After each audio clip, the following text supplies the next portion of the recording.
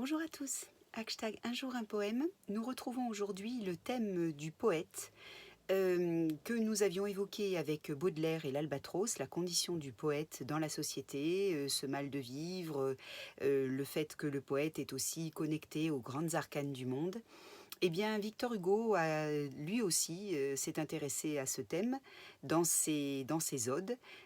Son ode première, il s'y est intéressé très jeune puisque cette ode première est écrite entre 1819 et 1827.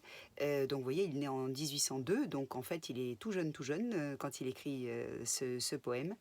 Et ce poème s'intéresse encore à la condition du poète, ce poète que personne ne comprend et qui n'a d'autre solution que de trouver refuge dans son art pour survivre à ce qu'on appellera plus tard le spleen, ce mal de vivre qu'on appellera le spleen. Qu'il passe en paix au sein d'un monde qu'il ignore, l'auguste infortuné que son âme dévore.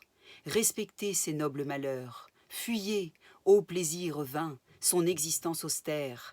Sa palme qui grandit, jalouse et solitaire, ne peut croître parmi vos fleurs.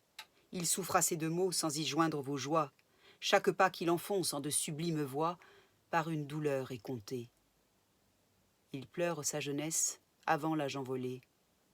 Sa vie, humble roseau qui se courbe accablé du poids de l'immortalité.